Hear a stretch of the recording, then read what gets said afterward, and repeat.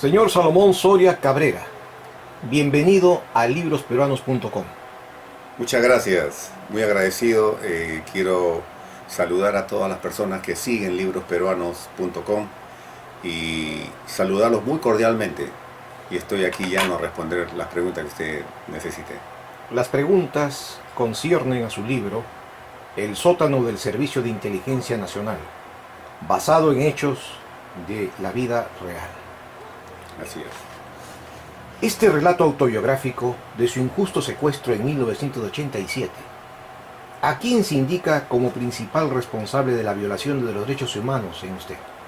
Al exministro Agustín Mantilla, quien dio la orden para ponerme a disposición, primero de mi detención, ser trasladado desde la ciudad de Huancayo, donde se llevó a cabo la huelga policial, que fue acatada por aproximadamente 1.200 policías. Y yo tuve que liderar esta huelga y fui detenido en Huancayo y puesto a disposición de la dirección superior en aquella vez.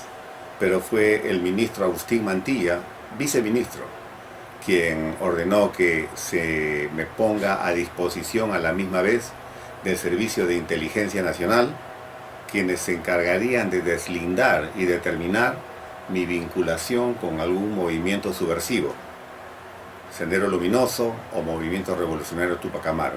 Huancayo en aquella época era un lugar muy peligroso y era muy difícil sobrevivir en un área que, aún siendo policía, usted podría, digamos, verse envuelto en situaciones en las que podría ser atacado con la finalidad de que ellos obtengan su armamento o por venganza o crímenes que simplemente lo realizaban para bajar la moral a la policía en aquella época. Pero llama poderosamente la atención que su detención ocurre en 1987. Así es. Esto quiere decir al año siguiente de la cruenta supresión de la rebelión de los penales. En consecuencia, esto hace pensar que la orden de Mantilla y la capacidad de mando y de dirección se desenvuelve dentro de un programa autorizado previamente por la Presidencia de la República. Es muy probable, yo no podría demostrar, pero basado en los hechos y las circunstancias, ellos han tratado de buscar que deslindar la posibilidad de que yo tenga vinculación con un movimiento subversivo a través de un interrogatorio y a través de una técnica de tortura.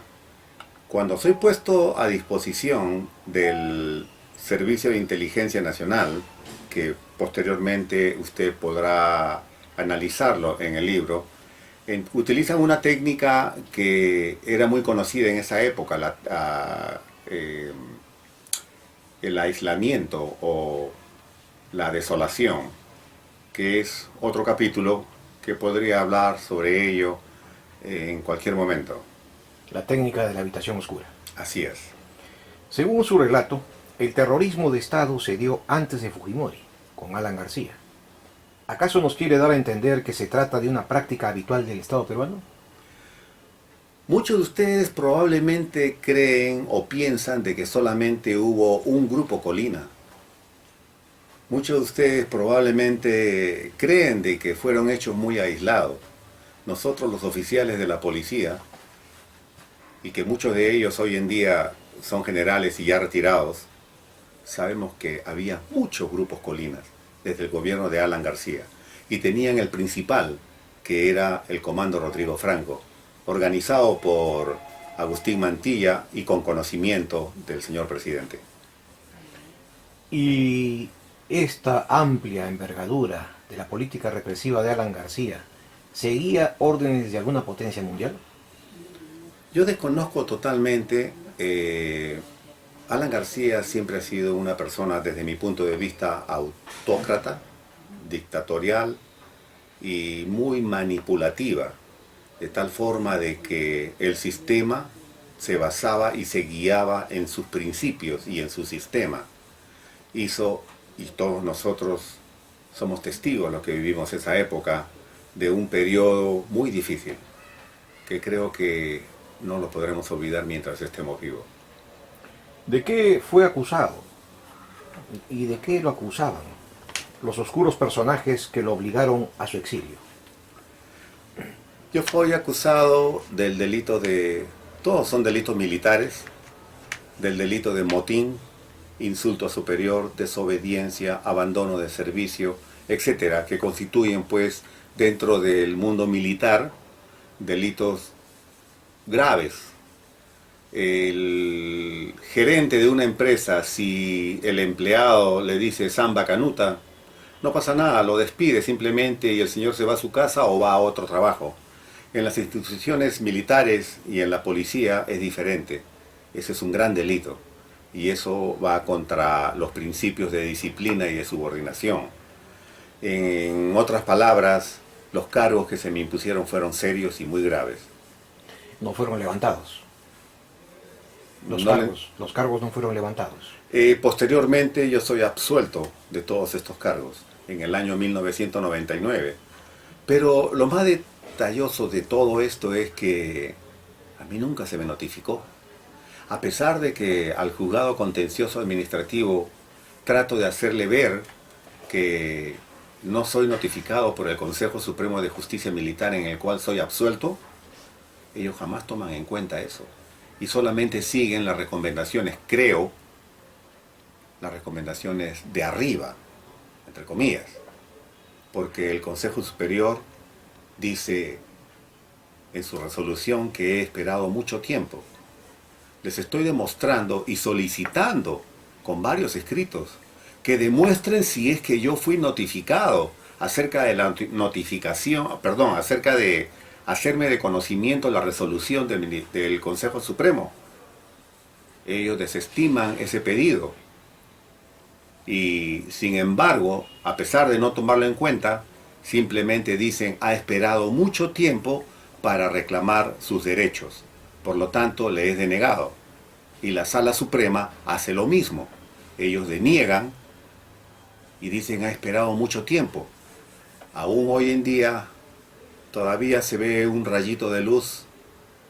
Tenemos una acción de amparo que este día lunes entrará al juzgado constitucional para que después de ser admitido el Tribunal Constitucional pueda analizarlo y determinar si es que fui o no fui notificado. Si ellos tienen un documento con mi firma, yo me retracto y dejo que la resolución se dé cumplimiento a ella. A propósito de las causales, ¿por qué la Guardia Civil en Huancayo entró en huelga? La huelga se inicia el 15 de mayo en la ciudad de Lima. El descontento dentro de la policía era general. Había mucha corrupción, los beneficios eran recortados, el personal ganaba lo que nosotros consideramos pues una miseria. Y esto lo obligaba a cometer inclusive actos de corrupción. Y ellos, los guardias civiles, con ese principio que tienen de honor, no podían llegar a ese extremo. Aunque se daban casos, porque antes de la huelga hay signos y hay, además, se pronostica que algo está viniendo en razón de que hay insubordinación, hay desobediencia en las comisarías, y esto de aquí es alarmante. El personal se encontraba completamente insatisfecho y muy descontento con el gobierno del expresidente Alan García. Usted dirigió la huelga policial en Huancayo, acatando órdenes superiores. ¿Estos altos mandos fueron procesados? Jamás. Nunca fueron procesados, a pesar de que en el libro usted podrá ver documentos en el cual solicito que sean incluidos en este proceso, jamás fueron denunciados. Asimismo, yo solicito al presidente de la República se me conceda una audiencia para hacer denuncia de cómo fui tratado en el sótano del CIN. Al ministro del Interior inclusive también le solicito, conforme el documento que lo tiene usted y cuyo original lo tengo yo en mi archivo, en el libro puede verlo, solicito hacerle de conocimiento de que he sido torturado. Jamás respondieron a mi documento, al documento que presenté. jamás se interesaron. Es más, hace 4 meses, el 3 de octubre del 2016, presenté un documento a la Comisión de Justicia y Derechos Humanos, que es presidida por el señor Eresi, y la doctora Salinas, que es su asesora de él, me dijo: no podemos admitir esta denuncia porque esto ha sido en la época del terrorismo y lo vamos a archivar porque ya ha pasado mucho tiempo. Usted debió hacer esta denuncia en su debido momento. Prácticamente lo están obligando a acudir a un tribunal internacional. Exactamente. Usted, desde Estados Unidos, busca su desagravio y la justicia por parte del Estado peruano. ¿Cómo va realmente este proceso? En estos momentos, el proceso, este día lunes, entra al juzgado constitucional la apelación de la decisión de la Corte Suprema para ser admitido y ser tramitado en el Tribunal Constitucional, a pesar de que muchos políticos, tengo amigos que han sido viceministros, generales, me dicen: no vas a ganar, no se va a ganar y no le van a dar importancia porque pareciera de que hay una orden superior para que esto... Porque, a ver, le voy a explicar de esta manera. Dentro de las Fuerzas Armadas y en la policía hay lo que se llama el principio de disciplina y de subordinación. En la historia del Perú, jamás un oficial ha participado en una huelga. Tampoco creo que participen en el futuro. Las leyes son muy severas en estos momentos. Esto rompería el eje principal de la disciplina y la subordinación. En ninguna parte del mundo se podría permitir de que un oficial que lideró una huelga salga al frente, porque esto podría ocasionar que en el futuro más oficiales puedan protestar contra un gobierno. En este caso, un gobierno nefasto. Actualmente hay mucho descontento en la policía. Los mismos oficiales ya abiertamente están exponiendo sus ideas. Se están presentando en canales de televisión y en radios, exigiendo que se les reconozcan una serie de derechos tales como los menciono en el libro de mi autoría.